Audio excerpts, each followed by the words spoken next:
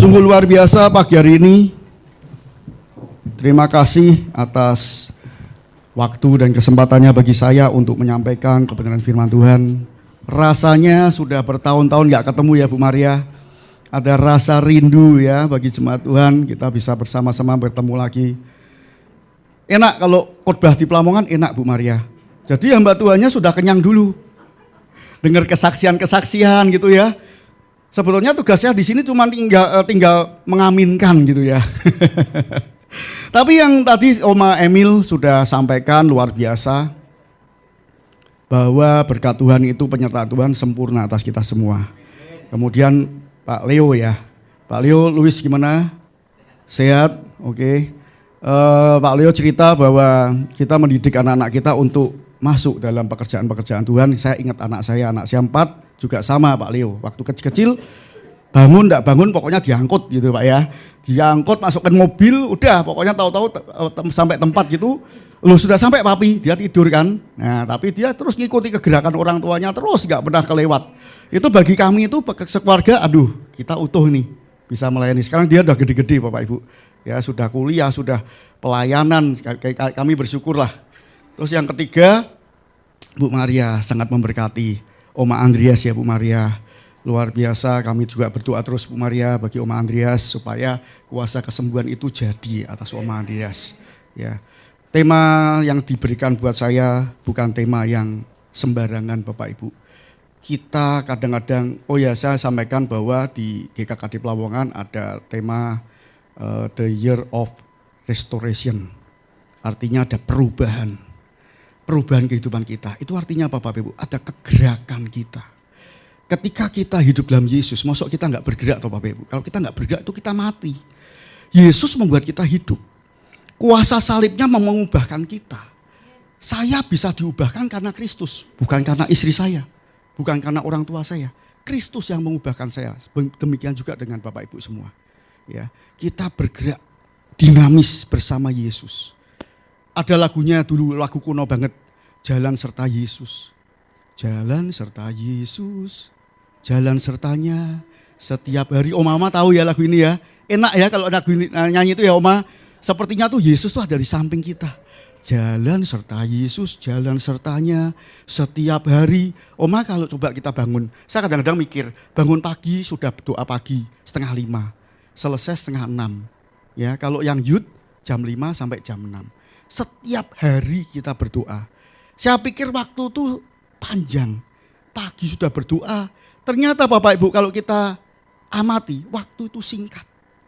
Tahu-tahu pagi, tahu-tahu jam 9, jam 10, jam 12 jemput sekolah. Jam 1, jam 2 anak saya sudah pulang pagi ngantar sekolah. Tahu-tahu sudah jemput. Saya pikir jemputnya masih lama. Tapi tahu-tahu anak saya WA, Noni sudah pulang nih. Jam berapa tuh nih? Jam 2. Enggak kerasa Bapak Ibu. Tahu-tahu jemput sampai Roma 2:30 jam 3 sudah sore jam 4. Jam 4 sore kegiatan gereja. Kalau di Soar ada Soar Family, Soar Youth. Ya.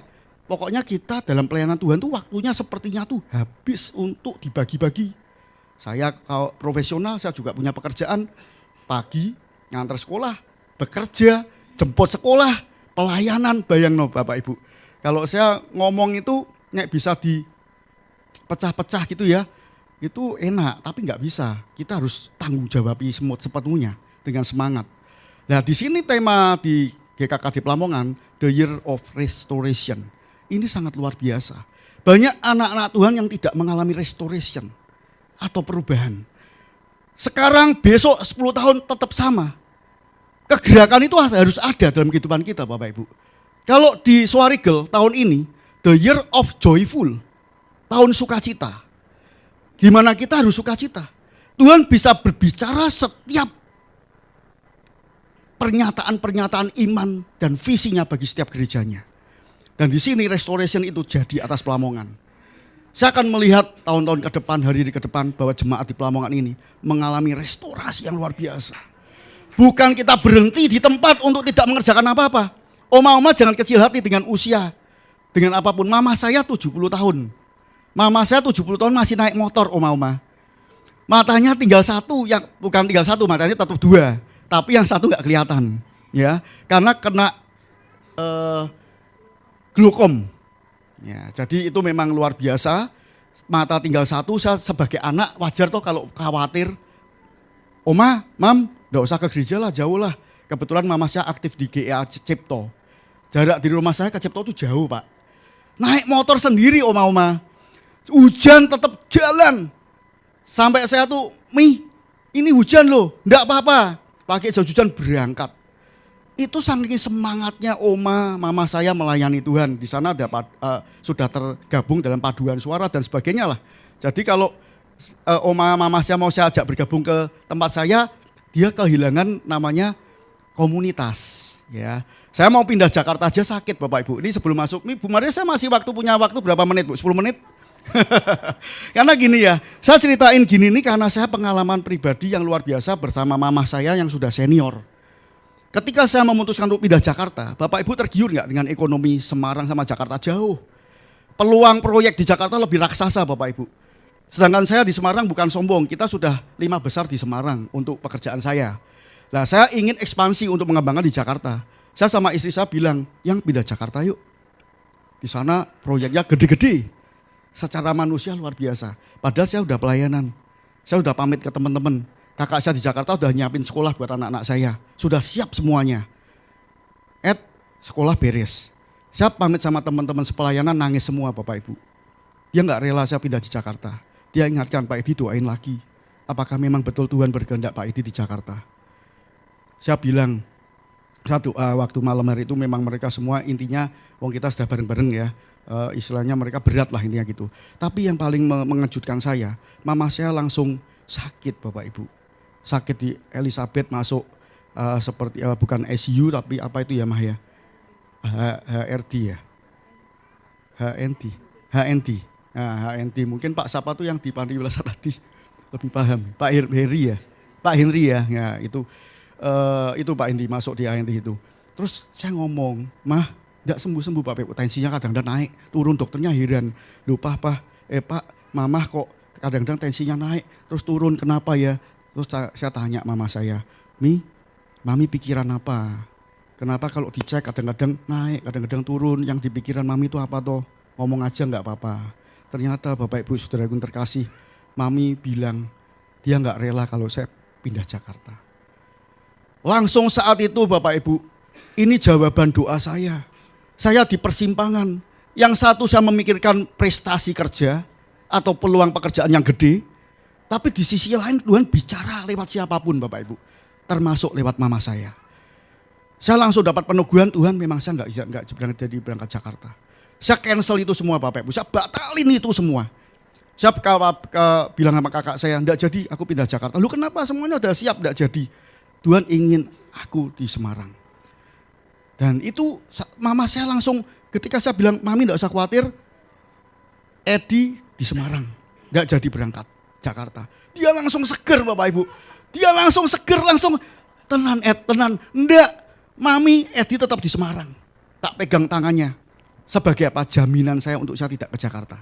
Saya genggam tangannya. Orang butuh jaminan loh Bapak Ibu. Siapapun butuh jaminan. Kita butuh jaminan loh Bapak Ibu. Asuransi punya batasan. Limit kita off, kita nggak bisa tercover lagi. Jaminan apa? Kita sama Yesus nggak ada covernya. Batasnya nggak ada batas covernya. Amin. Saya asuransi ikut, memang saya punya asuransi. Tapi ketika saya COVID, langsung dikabari, Pak aliannya sudah nggak bisa cover lagi Pak. Sudah mentok habis plafonnya. Itu saya kena COVID, alian berhenti. Tapi puji Tuhan waktu itu, karena paru-paru saya 80% putih, kabut.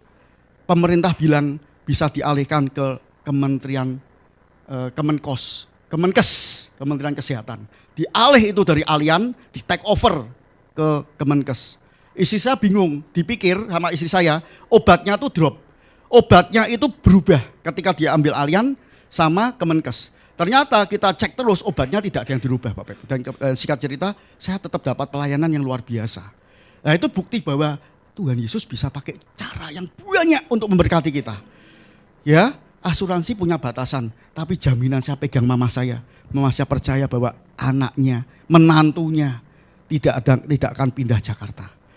Makanya tadi saya juga diingatkan kita semua, kita genggam tangan Yesus. Yesus menggenggam tangan kita. Amin. Pagi hari ini Bapak Ibu, pandang secara roh di tempat ini. Yesus ada di tengah-tengah kita. Dia memegang tangan kita saat itu tandanya apa? Jaminan. Kita dijamin, digandeng. Oma-oma, kaum muda, kaum profesi, jangan khawatir. Banyak yang kehilangan pekerjaan sampai hari ini. Teman-teman saya KO semua perusahaannya, banyak. Tetapi ketika dia bergantung sama Tuhan Yesus, sampai hari ini dia masih bisa makan, masih bisa hidup, dan pekerjaannya baru semakin bagus dari yang kemarin. Apa yang nyangka Bapak Ibu? Ketika dia nangis-nangis, Pak ini gimana, saya sudah berpikir lagi. Kita kumpul, kita doa, Tuhan kau punya jalan. Pegang tanganku, makanya kalau doa tuh Bapak Ibu Oma, pegang tanganku Tuhan Yesus sebagai apa? Genggaman jaminan. Amin. Kekuatan kita, bukan kita. Tetapi kuasa salibnya. Makanya tema hari ini sangat luar biasa. Saya bersemangat untuk menyampaikan karena Tuhan ingin menyampaikan isi hatinya tentang dampak akan kebangkitannya bagi kita semua. Banyak kita tidak merasakan kebangkitan Yesus. Natal, Paskah kita lewati begitu saja. Oh sebentar lagi Natal, oke. Tugas, latihan-latihan dan sebagainya lah. Perayaan selesai. Paskah juga sama, Jumat Agung, perayaan Paskah selesai. Tapi apakah kita mendapat sesuatu tentang sebuah arti kebangkitan Yesus dalam hidup kita? Kadang-kadang kita lupa esensinya Allah itu tidak bisa kita tangkap. Dia sampai mati di kayu salib kita gak bisa tangkap Bapak Ibu. Di tempat ini saya percaya hati-hati yang haus dan rindu akan Yesus terbuka bagi Yesus untuk dia menyirami yang namanya kasih sejati itu buat kita semua. Amin. Kita buka dulu di ayat yang pertama.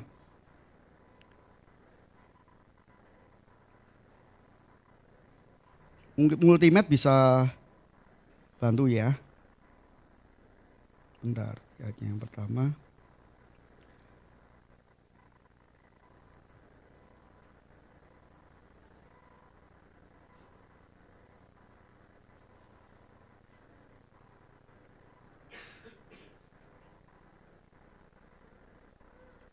Ya, di 1 Petrus 1 ayat 3 sampai 4. Oh ya, ini sudah tampil ya. Mari Bapak Ibu kita pelajari bersama ayat firman ini. Dikatakan di sini, terpujilah Allah dan Bapa Tuhan kita Yesus Kristus. Yang karena apa Bapak Ibu? Rahmat-Nya yang besar telah melahirkan kita kembali oleh kebangkitan Yesus Kristus dari antara orang mati. Kepada suatu hidup yang penuh pengharapan. Untuk menerima suatu bagian yang tidak dapat binasa, yang tidak dapat cemar, dan yang tidak dapat layu, yang tersimpan di surga bagi kamu. Bapak Ibu, kita baca pelan-pelan. Terpujilah Allah dan Bapa Tuhan kita Yesus Kristus, yang karena rahmat-Nya yang besar telah melahirkan kita kembali oleh kebangkitan Yesus Kristus. Di sini diingatkan oleh Rasul Petrus bahwa pengagungan yang pertama yaitu kepada Tuhan Yesus Kristus. Esensi berkat dan mujizat itu ketika kita terima dan kita rasakan ketika kita memiliki kepercayaan penuh kepada Tuhan. Sama ketika kita minum obat Bapak Ibu. Kalau Bapak Ibu minum obat sudah mengecilkan arti sebuah fungsi obat tersebut, yakinlah Bapak Ibu tidak mungkin bisa sembuh. Amin. Mau minum Dekolgen, Bapak Ibu udah bilang Dekolgen murahan. Obat harus mahal. Siapa bilang obat harus mahal Bapak Ibu? Obat generik itu juga bisa berkhasiat ketika kita mengimani bahwa ini adalah alat Tuhan untuk menyembuhkan kita. Amin. Ekonomi orang berbeda-beda. Saya punya jemaat yang sangat susah. Ini kesaksian yang luar biasa. Ibunya itu stroke, bapaknya pekerjaannya juga pas-pasan.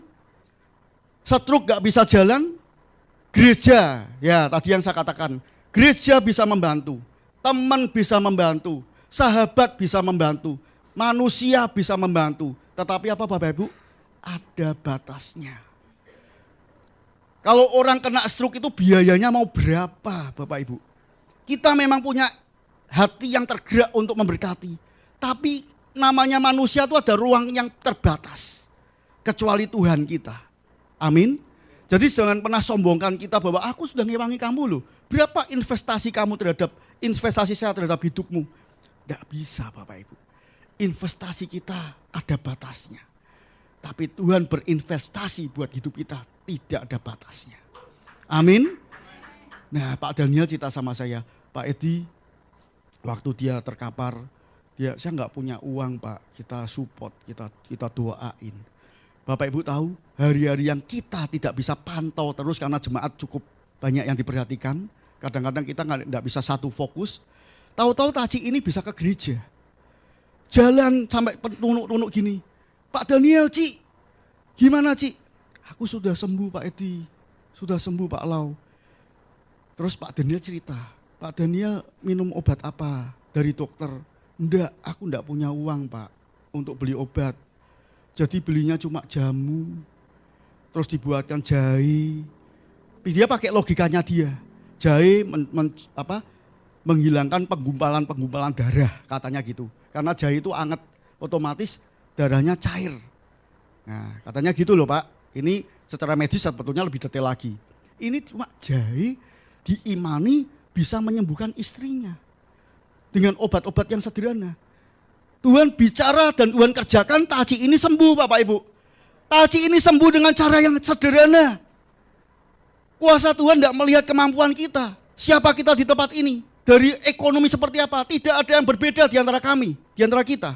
Maksud saya, yang kaya, yang biasa, tidak ada bedanya. Kuasa Tuhan tetap sama kadarnya. Ketika iman kita itu selalu terpaut kepada Yesus, Yesus tercurah pikirannya kepada kita. Amin. Jadi jangan pernah ada yang putus asa, aku tidak bisa seperti kamu. Aku tidak bisa seperti engkau, hidupmu sepertinya tidak ada masalah. Siapa di tempat ini yang tidak punya masalah? Saya punya masalah. Saya punya pergumulan, saya punya tantangan. Yang tentunya berbeda antara kita, antara saya dan Bapak Ibu.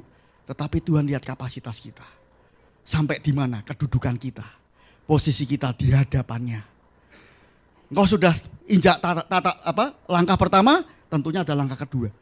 Apa kita mau berhenti? Tuhan, aku diterap ke 8 aja Tuhan, aku takut ketinggian. Saya orang yang takut ketinggian Bapak Ibu secara manusia. Saya orang proyek tapi tidak berani penekan Pak. Kalau ngukur tinggi-tinggi anak buah saya, mas kamu yang naik mas. Ini saya baru naik scaffolding. Itu scaffolding ketiga atau keempat, ini lutut saya udah dedek gini. Pak Edi turun Pak Edi turun, jangan paksain. Karena waktu itu saya mau bantu pegang meteran gitu ya. Tapi saya pasrahin ke anak buah saya, mas tolong, saya nggak bisa ketinggian. Waktu saya di Gunung Huasan Cina juga sama, tinggi, saya lihat bawah gini, aduh merinding. Tetapi kita akan mau berhenti? Saya tekad sampai waktu di Huasan saya harus sampai puncak sana. Saya harus menaklukkan gunung itu cuma 5 orang yang berhasil ke sana dengan rombongan yang banyak. Cuma saya termasuk salah satu, 5 orang ceweknya 1 sampai puncak. Tapi kalau saya lihat bawah ngeri sekali. Tapi saya diajari sama nyonya saya, karena nyonya saya tidak sampai atas, dia nggak kuat. Pak jangan lihat bawah, terus papa lihat atas terus. Karena sudut miringnya Huasan itu hampir tegak gini Pak. Jangan lihat bawah ya Pak, oke mah. Saya lihat terus atas, lihat teman saya di depan. Lihat kakinya, langkahnya tak lihat, jadi terapnya tak lihat, saya nggak lihat bawah. Singkat cerita sampai puncak dan saya turun dikasih medali emas sama istri saya. Luar biasa. Turun langsung, iya saya turun Pak, dikalungi medali emas sama istri saya. Luar biasa. Wujud bahwa kita sampai kepada tujuan yang kita inginkan. Sama dengan Tuhan. Apakah di tahap 8 kita berhenti Bapak Ibu? Persoalan tetap ada. Persoalan tetap ada. Dan kita untuk menikmati karya Kristus itu bukan kekuatan kita. Makanya Rasul Petrus sampai sampaikan, pertama kita memuji Tuhan, memuliakan Tuhan. Di ayat yang pertama ini, terpujilah Allah dan Bapa Tuhan kita Yesus Kristus. Dia memuji Tuhannya dulu. Oleh karena rahmat yang besar melahirkan kita kembali. Karena apa? Kebangkitannya. Yesus bangkit untuk siapa atau Bapak Ibu? Untuk kita. Kelemahan kita, kekurangan kita. Diangkat bersama-sama dengan dia. Dibawa naik dia. Ditebus oleh dia. Jadi kehidupan kita yang startnya bukan waktu kita lahir Bapak Ibu. Ini saya tekankan, bukan waktu kita lahir start kehidupan kita.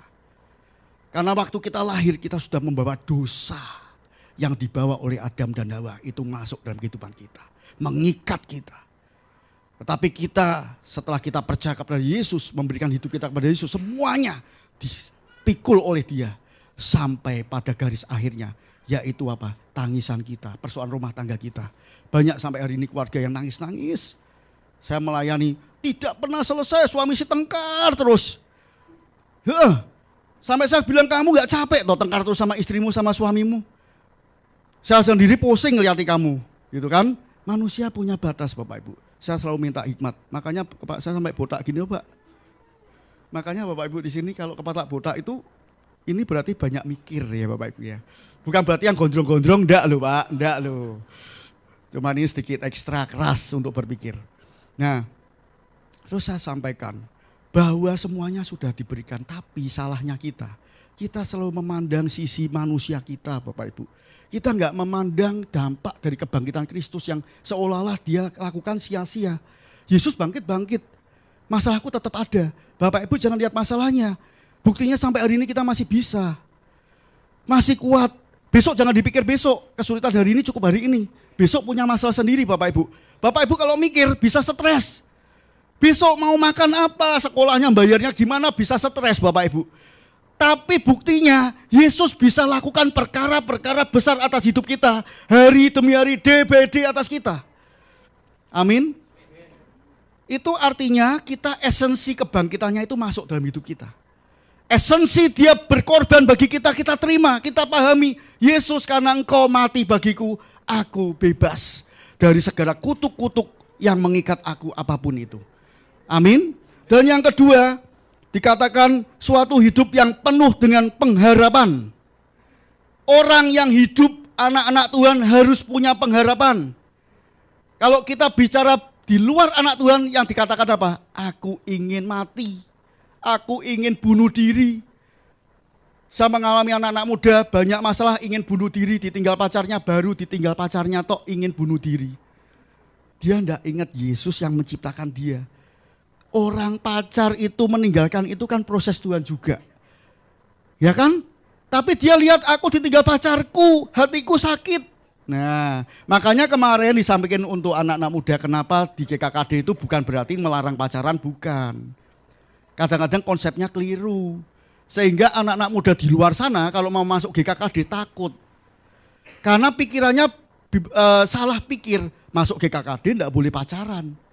Bukan tidak boleh pacaran, tetapi kita membangun sebuah hubungan yang sehat, yang aman di dalam Kristus. Kalau memang misalkan, boleh nggak kita tertarik sama orang? Boleh. Boleh nggak kita punya pandangan? Boleh. Tapi kita tugasnya menjagai, membangun sebuah hubungan yang suci, yang kudus. Bukan tidak boleh pacaran loh, monggo enggak masalah. Bukan terus kalau pacaran dipecat dari KKD, enggak loh Bapak Ibu. Kita sebagai pemimpin menjaga, mengayomi, ngandani, nasihati. Supaya apa? Hari depan kamu itu jangan sampai kacau. Amin. Anak muda banyak yang mengakhiri cuman hanya ditinggal pacar. Ya. Kaum profesi mau bunuh diri hanya karena apa? Tidak punya uang. Banyak yang bangkrut. Sudahlah, perusahaanku udah hancur. Mati aja. Bahkan di surat kabar ada yang utangnya banyak. Istri anak-anaknya diracun semua, diajak mati bareng. Apa enggak konyol Bapak Ibu? Tapi anak-anak Tuhan punya beda. Di dalam Kristus ada pengharapan. Amin. Rasul Paulus, kita buka dulu. Karena kita punya Allah yang hidup. Kita ini anak Allah. Yohanes 1 ayat 13. Bisa tolong dibukakan multimed, Yohanes 1 ayat 13.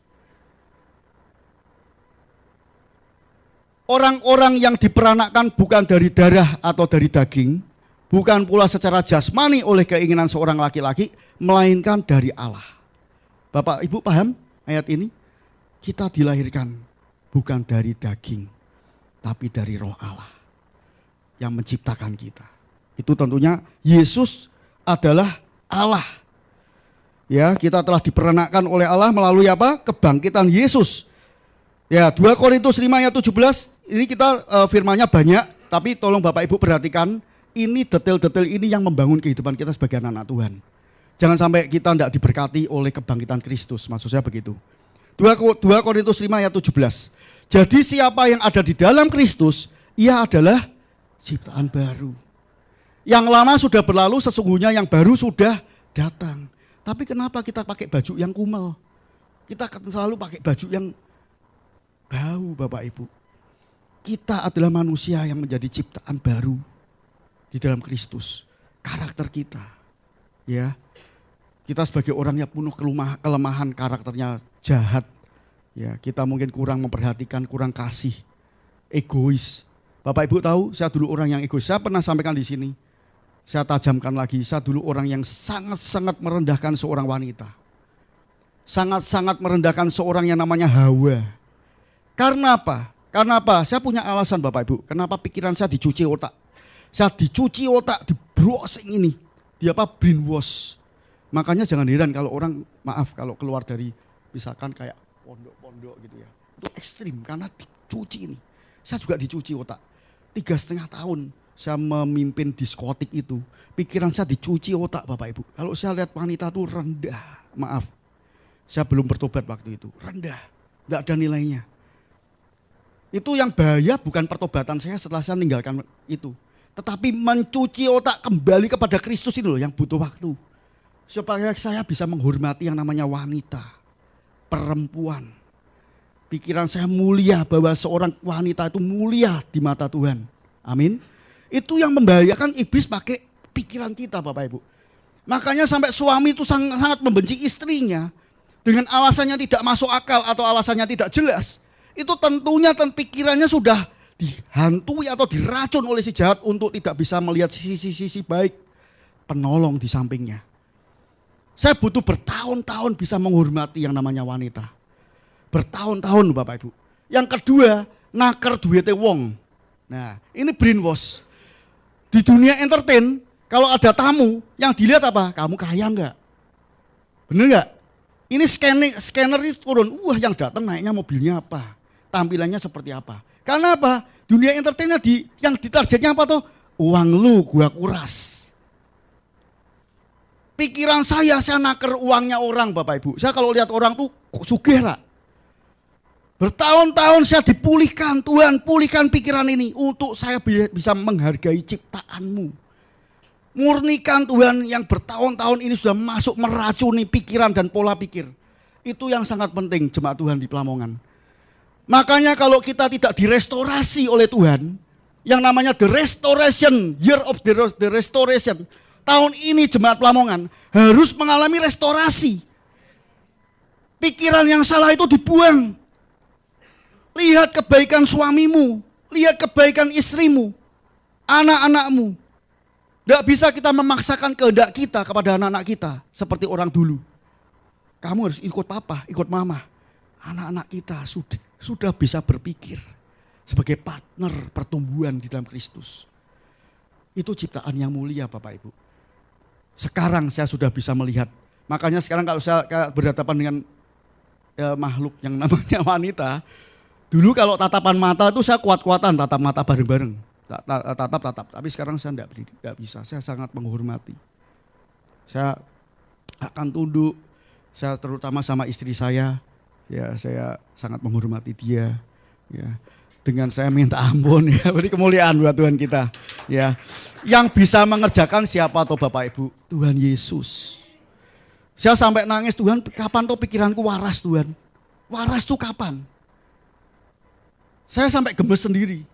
Karena saya malu Bapak Ibu. Pertama, saya malunya apa? Saya merasa diri saya enggak berharga. Nah, itu pikiran yang salah. Saya merasa diri saya itu sampah yang tidak berharga. Yang kedua, pandangan-pandangan ke sekeliling saya jadi rusak semua. Karena dirusak oleh si jahat. Si jahat itu yang mengerjakannya bukan apa-apa Bapak Ibu. Yang pertama pikiran kita. Karena pikiran menggerakkan semuanya. Kita bisa memukul, kita bisa menampar. Karena apa? Perintah dari otak kita. Kita bisa korupsi. Kita bisa manipulasi. Karena apa? Pikiran kita. Benar? Makanya pikiran ini bahaya Bapak Ibu. Bahaya. Kalau kita enggak melekat kepada Kristus. Tidak tahu pikirannya Kristus itu masuk dalam hidup kita, bahaya, kita tuh liar. Kita tuh manusia yang liar dan iblis selalu istilahnya tuh mengincar kehidupan kita supaya rumah tangga kita tuh hancur. Karena kuasa kebangkitannya tuh tidak ada dalam hidup keluarga kita, tidak ada. Esensi kebangkitannya tuh lewat begitu saja. Makanya keluarga-keluarga, bawa Yesus dalam hidup keluarga-keluarga.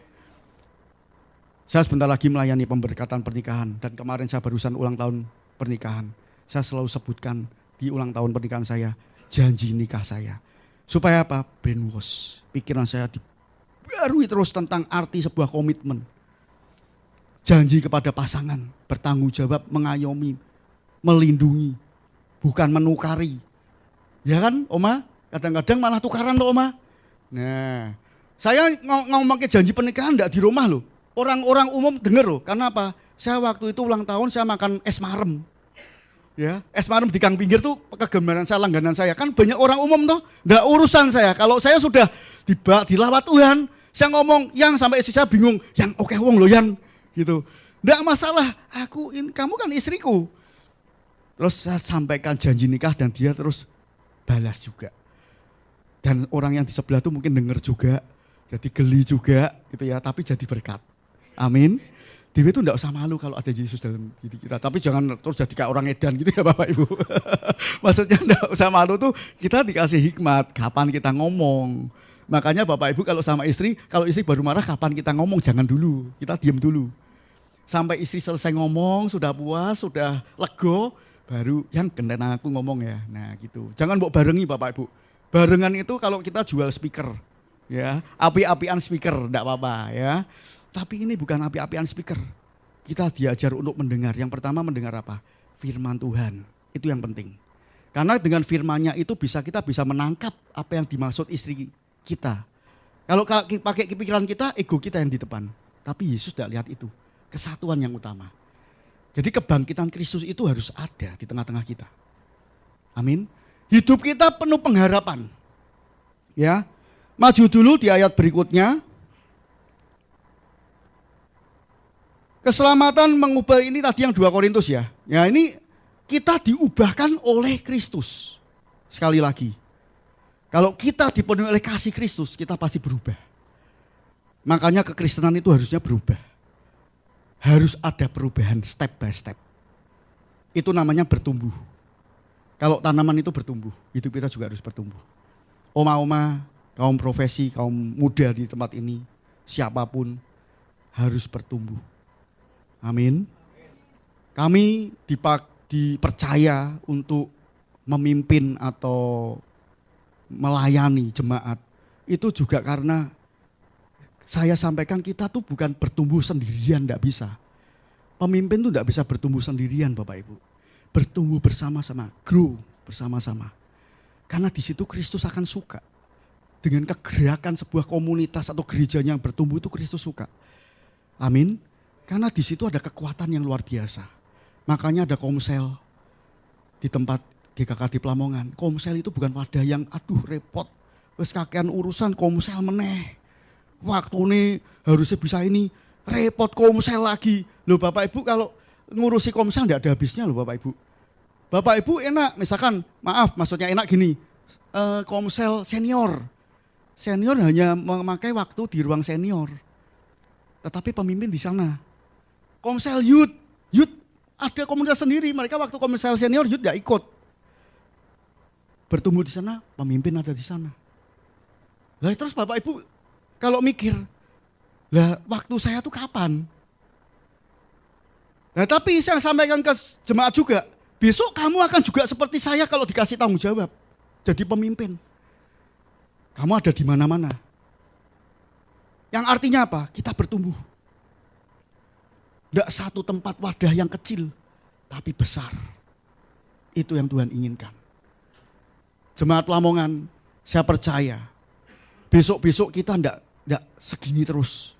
Di tempat ini ya Bu Maria, belakang luas semuanya. Swarigel juga sama. Swarigel Bapak Ibu tahu kan kita kan mendoakannya 5.000 jiwa. Sekarang apa ada 5.000? Tidak ada. Kapan saya sampai doa sama Tuhan? Tuhan izinkan saya lihat dong 5.000 jemaatmu. Maksud saya, selama saya mungkin masih hidup bisa melihat jemaat 5.000. Itu kerinduan saya. Tapi kapan kan saya tidak tahu tuh Bapak Ibu. Tapi Tuhan sudah tanamkan visinya 5.000 dan saya percaya itu jadi. Amin. Dan waktu Tuhan itu yang jadi atas kita. Lah itu kerinduan. Apa terus kita kecil hati, tawar hati? Enggak mungkin. Jangan pernah mengecilkan visi Tuhan Bapak Ibu. Amin. Jangan pernah ngilai. Kalau orang ngomong tuh ngilai Tuhan, jangan pernah. Tuhan bisa pakai orang yang sederhana dengan luar biasa. Kemudian di ayatnya yang Efesus 2 ayat 5. Efesus 2 ayat 5. Kita baca bersama-sama.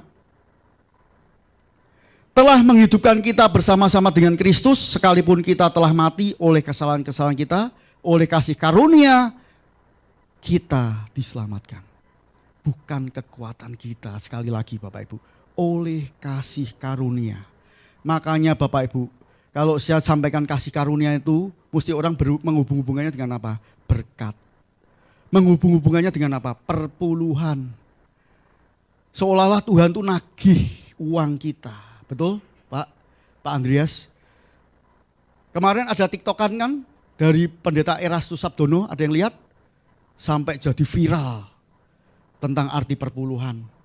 Tapi sebetulnya gini Bapak Ibu, kasih karunia itu di atas hukum-hukum. Amin. Bahkan kita kalau sudah memahami yang namanya kasih karunia, sudah tidak ada nilainya Bapak Ibu. Perpuluhan itu tidak jadi beban. Ini satu contoh perpuluhan, belum hidup kita atau persembahan hidup kita, bukan. Ini yang supaya Bapak Ibu bisa gambarin. Banyak orang yang paham tentang arti kasih karunia, yang sudah tidak memiliki batasan apapun bagi Tuhan kita, bisa melakukan lebih dari apa yang ditetapkan, aturan apapun itu, yang menjadi aturan main dalam sebuah kegerakan, itu akan diselip oleh yang namanya kasih karunia, melampaui segalanya. Amin. Itu yang menjadikan orang merdeka. Bahkan orang bisa memberi lebih dari apa yang ditetapkan. Karena apa? Hati ini berbual-bual. Dipenuhi oleh kasih karunia Kristus, memahami bahwa itu tidak bisa dibayar oleh apapun yang kita punya. Intinya begitu. Sampai kita mati pun gak bisa bayar. Itu harus kita pahami, kasih karunia itu harus melekat dalam pikiran dan hidup kita sebagai anak-anak Tuhan. Kalau kita mau expand luas, mau diberkati luas, mau mengalami terobosan yang luas, ketika kita hidup dalam kasih karunia Allah. Amin. Di sini dikatakan kamu diselamatkan oleh kasih karunia, bukan kemampuan kita. Lanjut dulu yang berikutnya. Matius 26 ayatnya yang ke-6. Ia tidak ada di sini sebab ia telah bangkit, sama seperti yang telah dikatakannya. Mari, lihatlah tempat ia berbaring. Sudah enggak ada Bapak Ibu. Di gua Yesus dikubur itu sudah enggak ada. Yesus sudah bangkit. Firman-Nya berkata ia tidak ada di sini sebab ia telah bangkit. Lanjut dulu. Yesus menjanjikan hidup yang kekal pasca kebangkitannya. Dia menyiapkan kebangkitannya itu menyiapkan segala sesuatu bagi kehidupan kita. Kita buka dulu di Yohanes 3 ayat 16. Ayat ini saya bagikan terus supaya Bapak Ibu paham bahwa Yesus adalah Tuhan yang sangat mengasihi kita. Bukan yang lain. Supaya kita bisa berpikir besar Bapak Ibu. Tidak kecil dengan permasalahan yang kita hadapi. Kita bisa punya penyakit. Kita bisa sakit. Kita bisa jatuh. Kita bisa terpuruk. Tapi semuanya itu akan bisa dilakukan perkara besar itu asal kita tahu bahwa Yesus bangkit untuk kita. Maksudnya begitu. Amin. Yohanes 3 ayat 16. Karena begitu besar kasih Allah akan dunia ini. Tidak asing lagi ayat ini. Sehingga ia telah mengaruniakan anaknya yang tunggal supaya setiap orang yang percaya kepadanya tidak binasa. Melainkan apa? Beroleh hidup yang kekal. Yang kita bicarakan di sini bukan kehidupan kita. Kekekalan yang besok kita terima. Amin. Lanjut dulu Pak Hengki. Karena ayatnya ini saling mendukung satu dengan yang lain. Yohanes 4 ayat 14. Yohanes 4 ayatnya yang ke-14 ya. Tetapi barang siapa minum air yang akan kuberikan kepadanya, ia apa? Tidak akan haus untuk selama-lamanya. Sebaliknya air yang akan kuberikan kepadanya akan menjadi mata air di dalam dirinya yang terus-menerus memancar sampai kepada hidup yang kekal. Kembalinya lagi apa? Hidup yang kekal. Karena apa? Hidup kita di sini perjuangan. Saya 52 tahun, saya nggak ngerti tadi Bu Maria bilang, umur tidak menjadi batasan. Saya punya ponakan yang masih muda. Pulang dari tur Eropa, pulang kena COVID. Tantenya meninggal 10 hari kemudian ponakan saya yang muda itu. Siapa yang tahu Bapak Ibu? Sudah tantenya meninggal. 10 hari kemudian dia meninggal. Kita tanya, dia dari habis tur dari mana Eropa apa-apa gitu, kena COVID. Langsung saturasinya tinggal berapa persen. Tapi siapa yang tahu Bapak Ibu, saya sudah doain, masih muda, anaknya masih kecil-kecil. Tetap Tuhan ambil dia. Siapa tahu yang usia kita. Tadi Bu Maria waktu tanya gitu toh Bu Maria, saya tuh langsung iya ya, umur saya 52 tahun. Kesempatan saya semakin kecil. Ya, semakin pendek maksudnya gitu. Tapi siapa yang tahu umur kita, maksudnya begitu. Nah di sini kehidupan yang kekal itu disediakan Tuhan. Tetapi yang penting, ketika kita minum air daripada Tuhan Yesus Kristus, kita tidak pernah haus. Dan itu akan membuah dalam kehidupan kita. Amin. Roma 6 ayat 22. Roma 6 ayat 2. Tetapi sekarang setelah kamu dimerdekakan dari dosa, dan setelah kamu menjadi hamba Allah, kamu beroleh buah yang membawa kamu kepada pengudusan, dan sebagai kesudahannya ialah hidup yang kekal lagi. Ketika kita bertobat, meninggalkan yang lama, manusia lama menjadi ciptaan baru, dan kita dibawa Tuhan dalam pengudusannya, dan tujuannya apa Bapak Ibu? Untuk kekekalan. Yang penting kekekalan. Kita bersusah-susah di sini tidak apa-apa Bapak Ibu. Tetapi besoknya kita akan menerima mahkota. Ya. Kuasa kebangkitannya itu bicaranya kekekalan loh. Bukan untuk sementara kita hidup. Lanjut lagi. 1 Korintus 15 ayat 23. Tetapi tiap-tiap orang menurut urutannya Kristus sebagai buah sulung. Sesudah itu mereka yang menjadi miliknya pada waktu kedatangannya. Artinya apa? Yang di sini katakan tiap-tiap orang menurut urutannya Kristus sebagai buah sulung yang utama. Buah sulung yang mendahului kita. Menyiapkan segala sesuatunya bagi setiap kita. Besok perkara itu sudah disiapkan Yesus buat kita. Makanya berkat kalau kita doa, Tuhan terima kasih untuk hari ini. Kita tinggal ambil berkat yang Tuhan sediakan bagi kita. Dia yang sulung, mendahului, menyiapkan segala sesuatunya. Itu wong kita sebagai bapak aja, kadang-kadang kita tanya sama anak kita, besok berangkat sekolah jam berapa, mau makan apa, bekalnya apa, dijemput jam berapa. Sudah kita tanya sama anak kita, apalagi bapak kita di surga. Amin. Nah itu yang menjadi anak kita ayem. Oh papa tuh perhatian ya. Papa tuh nanya jadwal sampai supaya aku tidak terlambat dijemput. Ya. Lanjut dulu. Kemudian di sini dikatakan bahwa di 2 Korintus 4 ayatnya ke-16 sampai 18. Ya. Sebab itu kami tidak tawar hati, tetapi meskipun manusia lahiriah kami menjadi semakin merosot, namun manusia batiniah kami dibarui dari sehari ke sehari. Sebab penderitaan ringan yang sekarang ini, penderitaan ringan Bapak Ibu, yang sekarang ini ya, mengerjakan bagi kami kemuliaan kekal yang melebihi segala-galanya. Jauh lebih besar daripada penderitaan kami. Penderitaan kita Bapak Ibu, masalah kita. Jauh ya, jauh lebih besar daripada penderitaan kami sebab kami tidak memperhatikan yang kelihatan, melainkan yang tidak kelihatan. Karena yang kelihatan adalah sementara, sedangkan yang tidak kelihatan adalah kekal. Itu artinya hidup dalam berpengharapan. Itu yang punya kita, anak-anak Tuhan. Hidup yang berpengharapan di dalam Kristus. Yang memberi pengharapan siapa? Kristus. Bukan siapapun. Dunia tidak menjanjikan. Ilah-ilah lain juga tidak menjanjikan. Papa saya dulu bukan orang yang percaya. Orang tahu, orang Konghucu. Papa saya bertobat karena lihat bagaimana kalau dia setia kepada ilah-ilah yang bukan Yesus, minta balasan. Kalau orang Jawa bilang minta tumbal, minta bayaran. Makanya suatu ketika saya makan, bapak yang jual makanan ini kok enggak ganti-ganti baju, ya. Setiap hari bajunya itu terus. Saya sampai ngomong sama istri saya, yang bapak itu pakai kaos itu pada bau toh, tiap kali jualan, tapi saya seneng makanannya, seneng. Tapi bapaknya enggak pernah salin-salin. Tapi ternyata suatu ketika ada yang bilang bahwa itu memang syarat dari mbah ininya, yang dianutnya itu. Ya. Terus kemudian kita dijagai oleh Tuhan. Ketika kita makan apapun itu tawar. Sudah diproteksi karena kuasa kebangkitannya. Saya pernah makan kambing sama istri saya, bestek kambing. Baru makan ada paku segini Bapak Ibu. Pakunya baru, bukan paku lama. Pakunya baru, saya sendok gini. Loh yang paku. Terus dilihat isi saya, loh masih kempling, paku baru. Enggak mungkin toh ada paku baru. Kalau paku bekas mungkin waktu gerobaknya itu mungkin ada paku yang turun gitu, yang jatuh. Ini baru Grace. Yang heran lagi istri saya sama saya, bapaknya yang kan karyawannya, mas ini mas. Ini ada paku loh mas di bestek saya mas. Karyawannya bingung.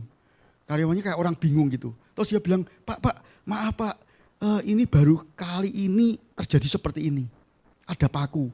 Saya tak ngomong sama bapak sama bosnya maksudnya. Bapak itu baru masak. Terus ngomong itu bapaknya enggak gubris sama sekali.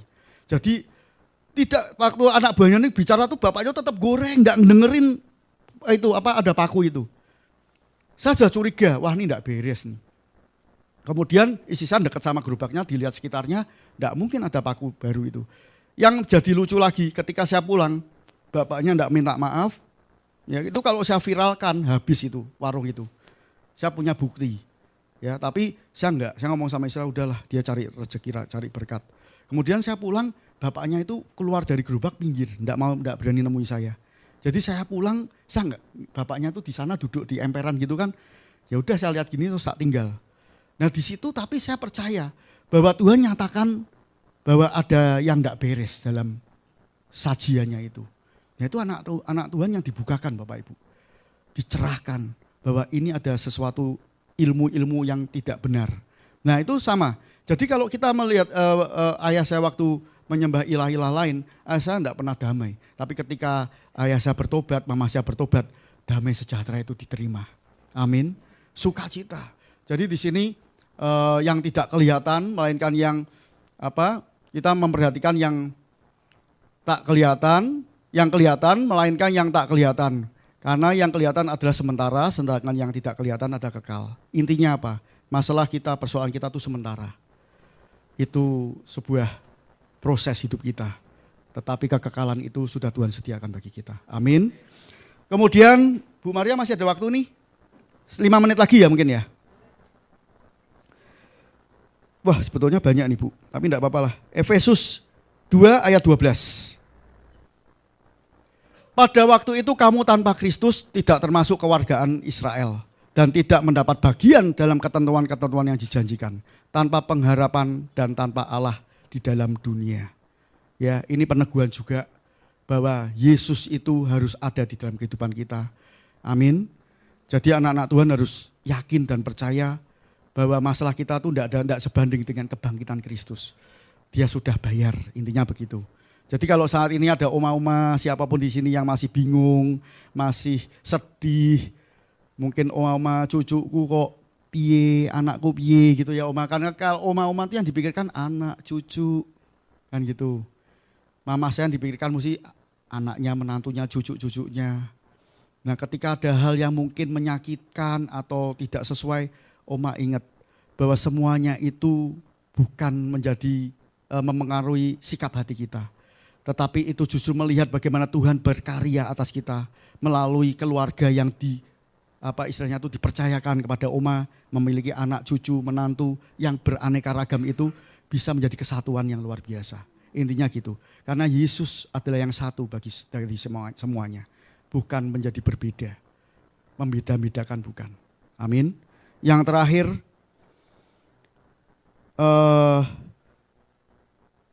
yang sebagai penutup ya, kita baca di sini. Ibrani 6 ayat 19 sampai 20. Pengharapan itu adalah sauh yang kuat dan aman bagi jiwa kita, yang telah dilabuhkan sampai ke belakang tabir, di mana Yesus telah masuk sebagai perintis bagi kita ketika ia menurut peraturan Melkisedek menjadi imam besar sampai selama-lamanya. Pengharapan adalah sauh yang kuat dan aman bagi jiwa kita. Yesuslah tempat kita meletakkan sauh kita yang menjadi imam besar kita dalam kehidupan kita. Amin. Jadi semangat terus ya jemaat Tuhan. Kegerakan demi kegerakan ada Yesus dalam kehidupan kita. Sukacita. Ya, kenapa kita harus sukacita? Karena sukacita itu mengalahkan pikiran yang meruntuhkan kita. Sukacita itu melemahkan tekanan yang ada di dalam hidup kita. Maka Yesus berkata, ketika kita tidak bersukacita, kita gampang dirobohkan oleh si jahat untuk kita tidak bisa bergerak lagi. Tertawan oleh yang namanya masalah dan himpitan persoalan. Tetapi ketika sukacita Kristus itu ada di dalam kita, rantai itu putus dan lepas. Dan kita bisa keluar dari segala tekanan karena kita bersukacita dalam Kristus. Amin. Jadi sukacita itu penting. Keluarga harus sukacita. Tiap pagi kalau bangun pagi jangan pikir apa yang kita hadapi. Bilang sama istri kita, yang hari ini kita bersukacita. Kita jalani bersama hari ini bersama-sama. Saya mesti gandengan tangan sama istri saya. Yang yuk hadapi bersama, jalani, syukuri. Kita arungi bersama. Itu namanya sebuah komitmen dan kesatuan yang kuat. Anak-anak saya kumpulkan, yuk kita doa supaya anak saya kan pengen kuliah di BINUS, ya Semarang kan ada BINUS baru itu. Anak saya, aku pengen kuliah di sana, doa, minta Bapak di surga menyediakan semuanya. Kalau engkau ditetapkan di BINUS semuanya lancar, amin. Tapi jangan sampai kita kalau tidak dikabulkan kecewa. Doanya jangan lupa ada penutupnya Bapak Ibu. Apa penutupnya Bapak Ibu? Kadang-kadang kita lupa. Tuhan sembuhkan. Tuhan yang sakit ini sembuhkan.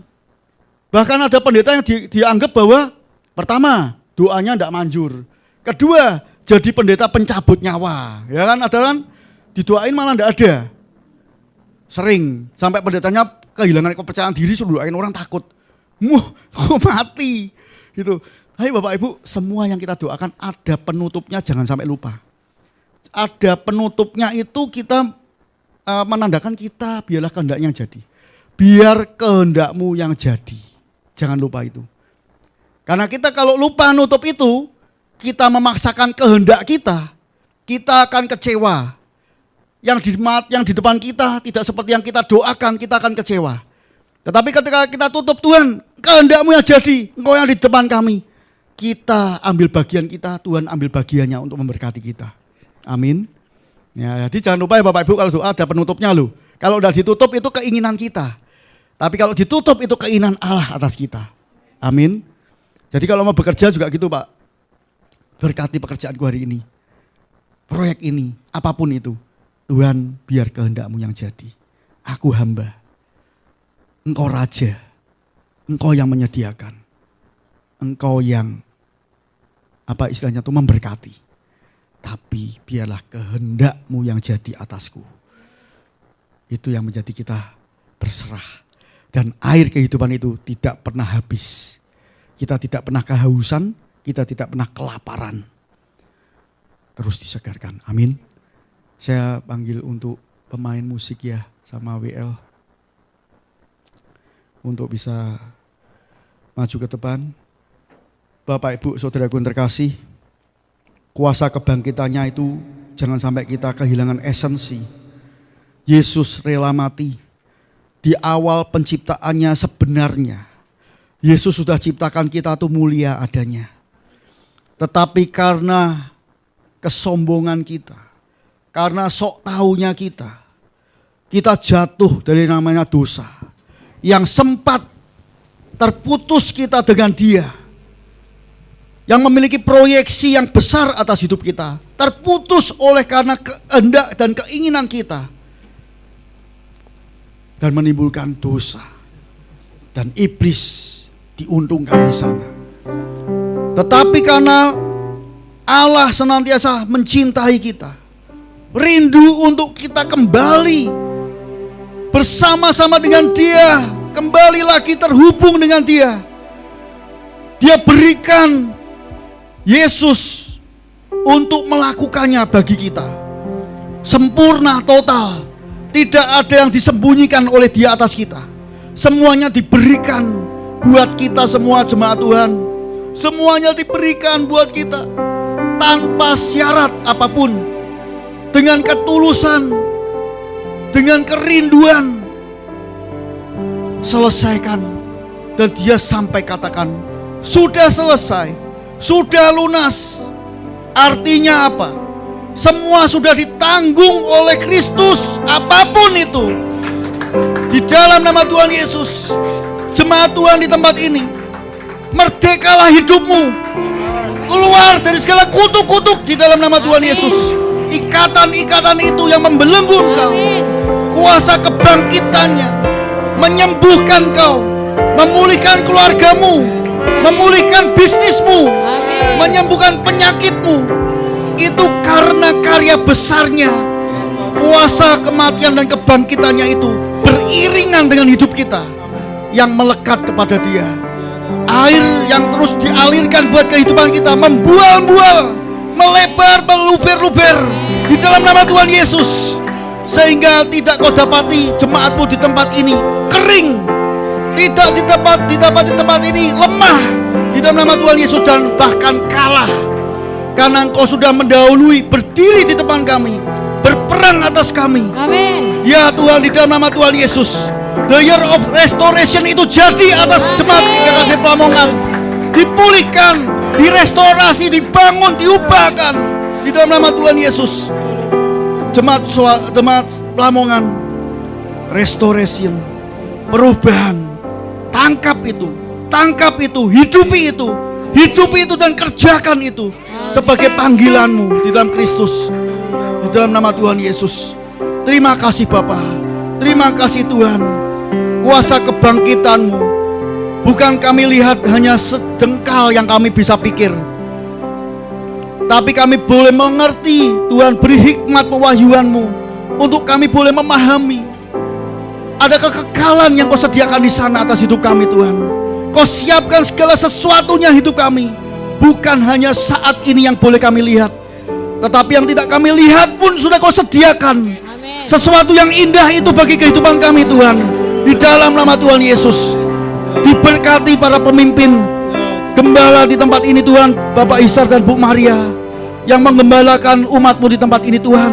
Diberkati Pak Ishar, Bu Maria Tuhan, dengan hikmat pewahyuan yang daripada Engkau Tuhan Yesus, kekuatan yang daripada Engkau Tuhan, sehingga apimu Tuhan, api kegairahan itu, semangatmu terus Tuhan ada di dalam kehidupan hamba-Mu ini Tuhan. Di dalam nama Tuhan Yesus, berkati apa yang dikerjakan, berkati apapun itu, pelayanan apapun, dikembang tumbuhkan oleh Tuhan. Tuhan Yesus, kami juga berdoa bagi jemaat-Mu di tempat ini. Oma-oma, kaum senior, menangkap arti kebangkitan Kristus di dalam nama Tuhan Yesus. Oma-oma tidak terbatas dengan usia yang sedang ini Tuhan, yang saat ini, tetapi memiliki visi yang besar atas kehidupan oma-oma Tuhan. Di dalam nama Tuhan Yesus, semakin melekat kepadamu Tuhan, melihat berkat-berkat-Mu yang indah, anak cucu-cucunya diberkati Tuhan, kesatuan keluarga yang indah di dalam nama Tuhan Yesus. Oma-oma bisa melihat karya besar-Mu itu Tuhan, di dalam nama Tuhan Yesus. Dan anak-anak muda di tempat ini Tuhan juga bisa menikmati karya besar keselamatan-Mu, penebusan-Mu dan kebangkitan-Mu Tuhan.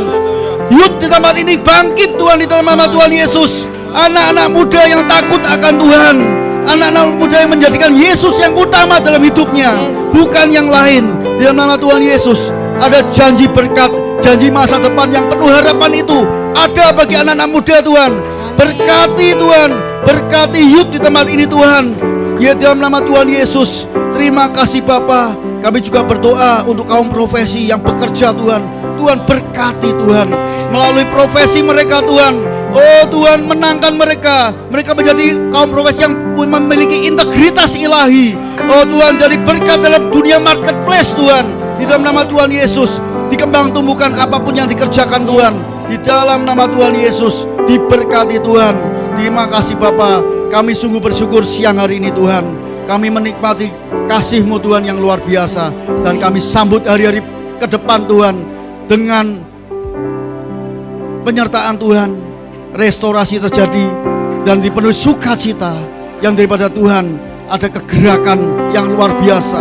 Lamongan bergerak, bertumbuh di dalam nama Tuhan Yesus dan menjadi berkat di dalam nama Tuhan Yesus. Terima kasih. Kami juga serahkan para pemimpin-pemimpin departemen yang memimpin setiap pelayanan, juga kaum profetik di tempat ini Tuhan.